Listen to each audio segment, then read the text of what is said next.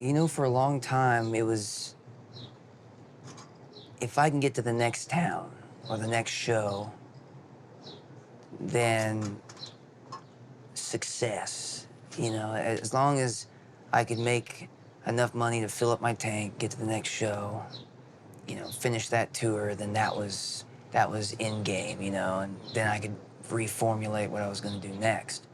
And after doing that for so long, I realized that I'm 3 decades in and I haven't really set any long-term goals for myself because everything was so, it was based on instant results, you know, or, you know, maybe not instant results, but just setting a short goal, making it a short game instead of a long game. And now that I've done it for so long, I feel if I can just be happy and healthy and wake up and do a little bit more good around me through whether it be, you know, music or what have you, you know, I feel that's more my goal these days because if I can open the door to a better place for myself, the people I love, and the people around me, then that's probably a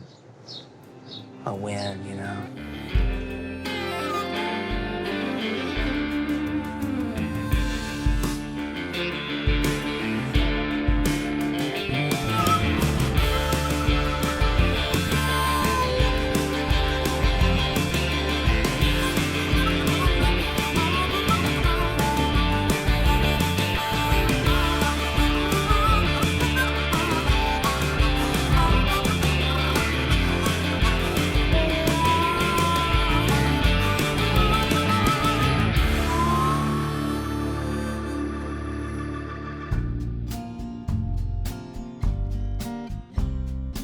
John Calvin Abney is an Oklahoma boy done good. A talented folk musician, fantastic songwriter, and an easy conversationalist. His music is thoughtful and poetic and upbeat and seeking. And it's a hell of a thing to talk to an artist so authentically and soulfully bound to the tone and voice of their work. It's authentic, in a time when anybody can act like anybody. Dylan pretended to be Woody Guthrie, and Springsteen lied about being a factory worker with a stolen car. But John Calvin Abney is about as John Calvin Abney as it gets. I got a guitar when I was 11 years old from my mom. I was in 6th grade, and I played guitar for fun, and I think anyone who's ever heard me tell the stories, I was just not really good at sports. I was really bad at sports. I played every sport once and played on the losing team every single time, man, so. So did you want the guitar, or was it your mom saying, hey, maybe sports No, aren't for you? I asked her for a guitar. I can't even remember the moment when I thought I wanted a guitar. I just remember asking for a guitar, and on my 11th birthday, my mom got me an acoustic guitar. Yeah. Where were you living? Tulsa. Okay. Yeah, I grew up in Tulsa. Went to grade school in Tulsa, and started, you know, these, I don't even know if you could call them full-fledged bands, but they were more just like get-togethers of friends of who had varying levels of interest in playing in a band. Some were just like, it was hell to get them to show up, you know, and some of us were on fire, like, whoa, let's play rock and roll all the time. And I was really into like pop punk, you know, along, you know, the classic rock phase. So, you know, in high school, I was wearing like the flared out bell bottoms with the dragons up the leg and polyester shirts, and my hair was down to here. What year is this? This was probably 2005, Okay. 2006, yeah. So how long after that did you start writing your own stuff? I didn't really do a great job of writing till like 10 years after I got my guitar.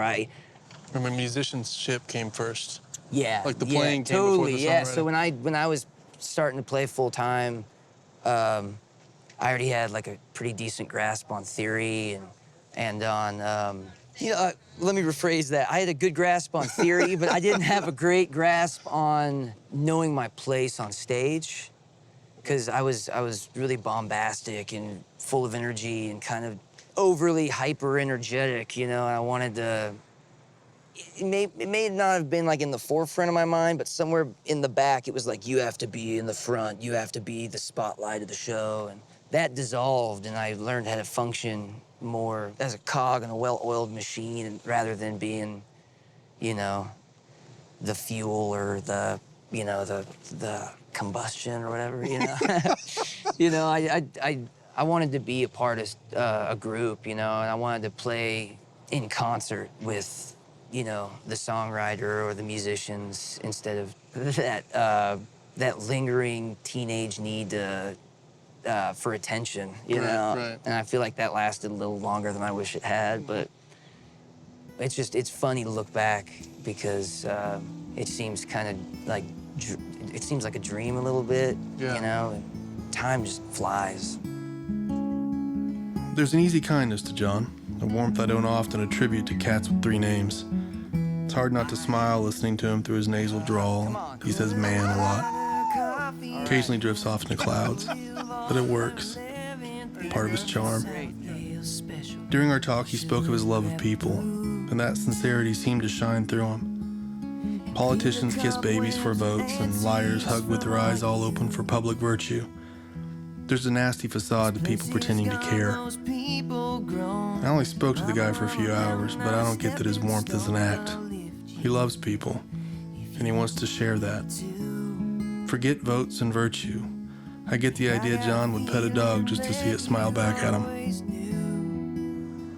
So how would you compare the musical community or maybe the artistic community, how it affected you between Norman and Tulsa? I learned how to perform and be a performer in Tulsa, you know. And I think while I was in Tulsa, I studied music more than I studied song. Okay. If that makes sense. So is this the first time or now? Then. Okay, so before you came Before I here. came to Norman for the first time. And like I said, you know, I really wasn't writing songs as much until my early 20s, you know. And so it's kind of funny, but Norman was, hold on, I blew it. I lost my train of thought. Here we go, back to it. You know, What did Norman teach you? that's what I wanted to say. What did Norman teach you? Well, I feel that I found so many, I think the word is melodists, you know, like people that could like create killer melodies and write great lyrics and form songs, because songs weren't as important to me as they were to my friends and peers now when they were younger, you know? Okay. While I was studying music, everybody was listening to, you know, like Dylan and Neil Young and Joni Mitchell and you know, and I was listening to the music and not so much like the form of the song, you know? I was more just mystified by all the colors and all the music, and I couldn't put my attention on the whole picture, you know? I was listening to, oh, that guitar part. Well, I want to know that guitar part. I want to learn that guitar part. Or how did they do that piano part? How did they get that synth sound, you know? So what changed that? I came to Norman and I heard all these songwriters, man, and they just blew my mind. John and I walked through the streets of Norman at his request. We had a sign off for an interview in a local dive bar, but he wanted to avoid that scene for a minute. He was still mourning the recent loss of his dad, and he was trying to stay in the present, trying to keep his head clear. For a brief moment, walking around, we considered getting some ink at a local tattoo shop. He was going to get something for his dad.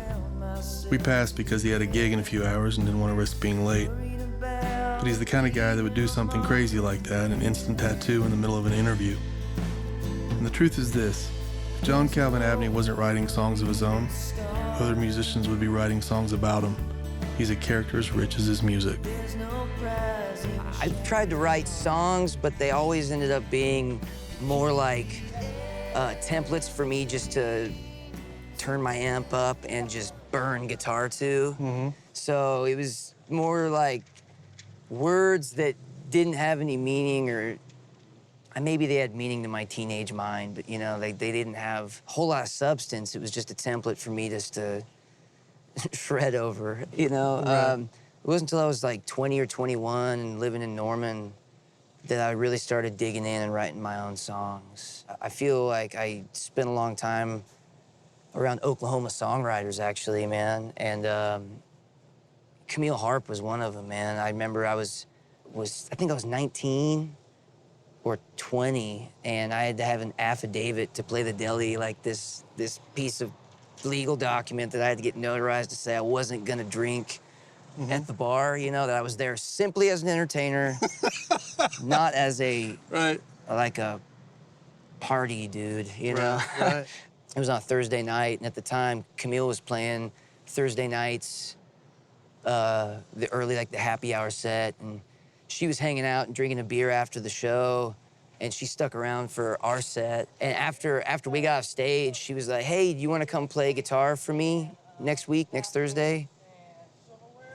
And I was like, "What about what I just did on stage made you think I could play country guitar, you know?" And yeah, I learned really quick, and then I ended up... So you did? I mean, Yeah, I just showed up that next week after learning like 30 songs, and that was kind of the beginning for me. You know, I didn't really have a whole lot of songs written at that point, probably like 6 or 7 that I could do by myself on an acoustic guitar. God, that's only like 9 years ago or 10 years ago. Yeah, yeah. It's crazy, 10, maybe 11, I don't know, something like that. But I didn't really start writing songs very early. It wasn't until, you know, being around people like Camille Harp and Samantha Crane, John Moreland. Gosh, man, there was just so many people that I got to hang out and play guitar beside that influenced me like more than a lot of the records I was listening to. I feel like records influenced me as a musician, but my friends influenced me as a songwriter. Well, I'm not gonna be a martyr for your grace. That's not in my cards or the lines in my face.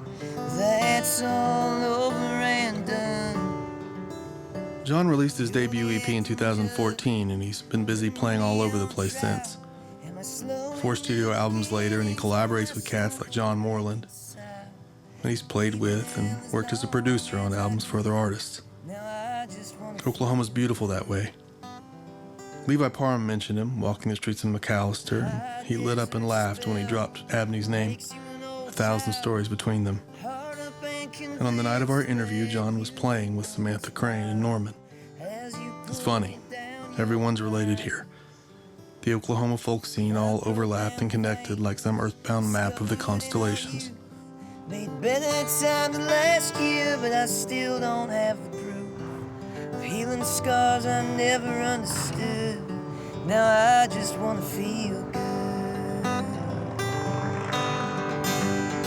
When I first started playing guitar for songwriters in general, and not just in like groups or ensembles, I was baffled at like the form and the technique of crafting a phrase or like a turn of phrase or a melody, instead of just saying, here's some chords, here's the beat, let's put as many notes on the guitar as possible in between. You know what I mean? Right.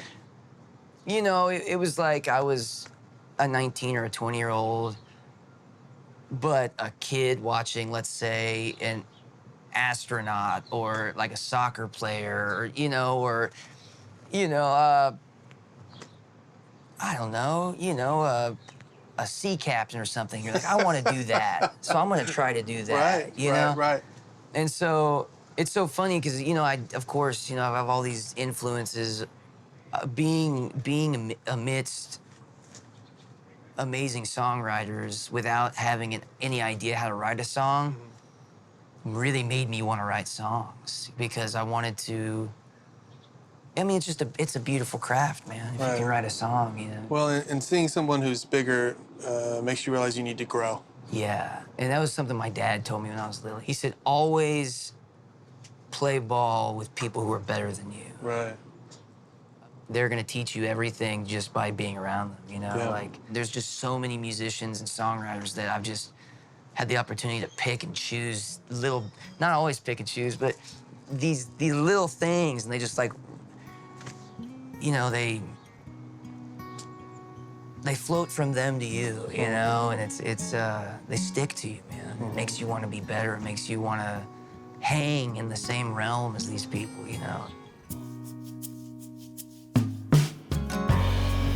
marching towards paradise on blacktop and tar. You talk a lot about the community, and what I find interesting, what I've found since the series started, is how many artists are working together, supporting one another, playing in various bands. Like, who all are you playing with?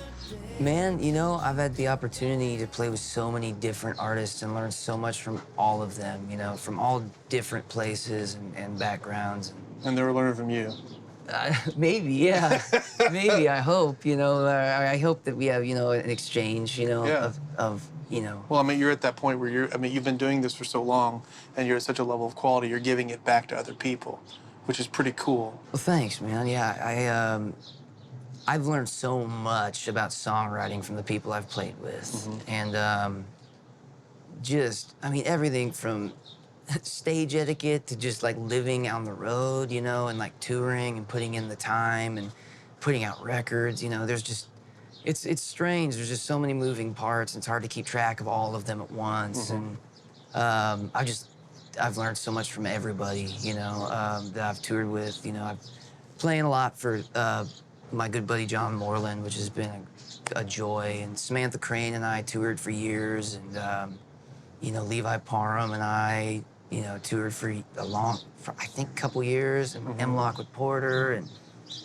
And they're all, you know, Oklahomans, you know, but I've gotten to play with so many people across the states and the world. It's been really kind of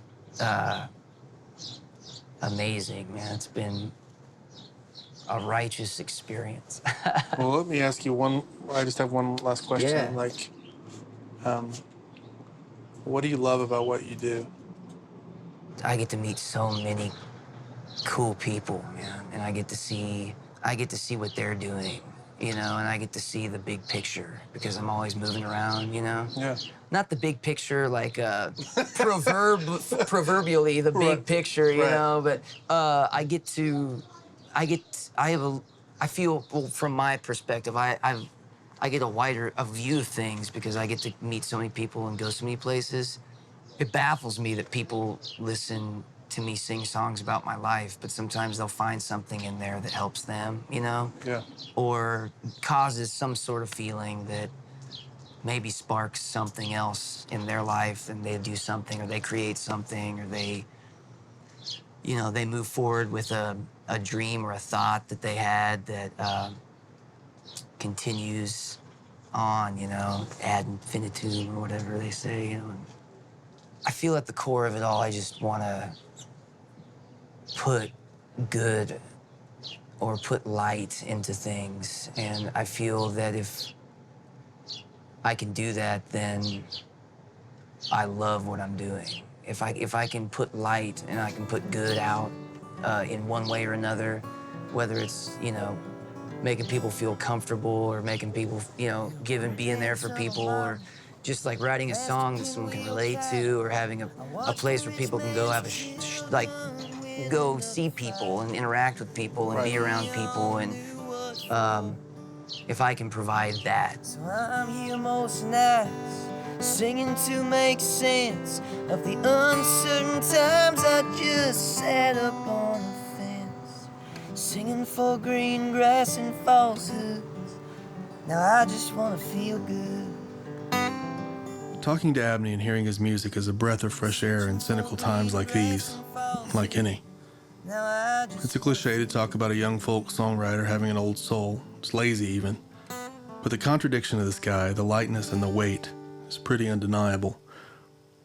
He's a strange poet, gifted and true. He's got his eyes all open like a kid, and he laughs easy, like some kind of hippie with a secret. But he's logged his share of miles on the road, seen his share of things. There's a strength to his conviction and a sturdiness to his passion. John said he wants to bring happiness to the world around him.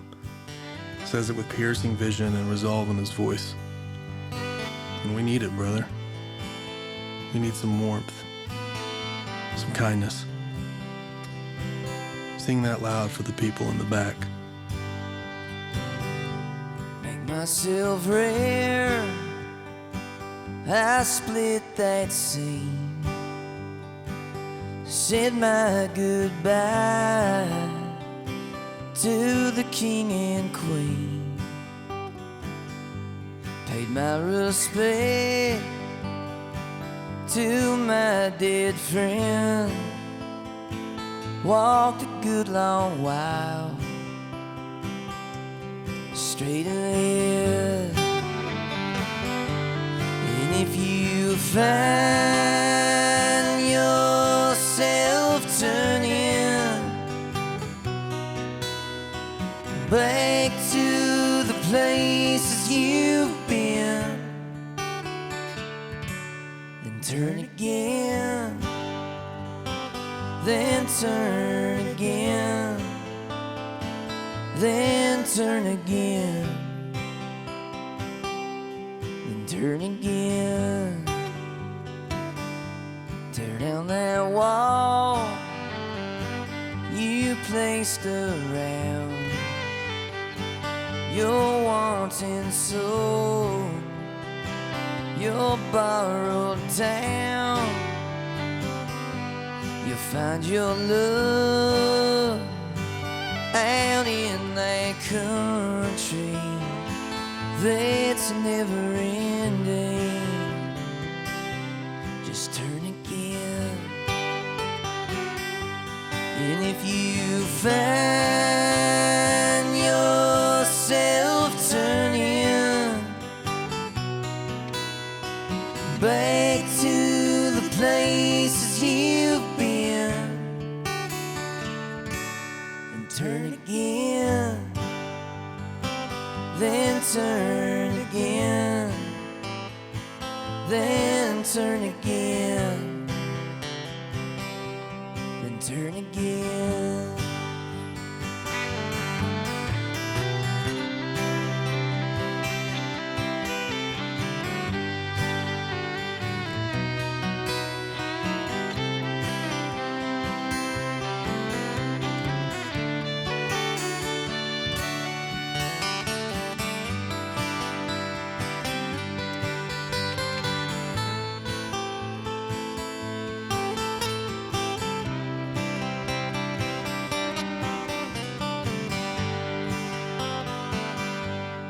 The less I know, the better I feel.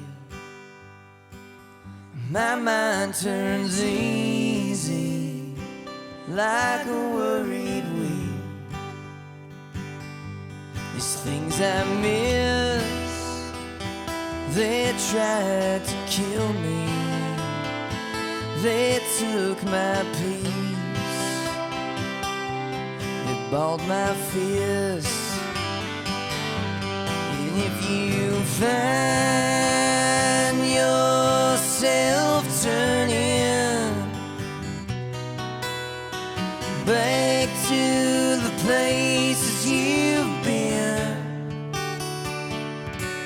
then turn again, then turn again, then turn again, and turn again. You find your love out in that country that's never ending. Just turn again.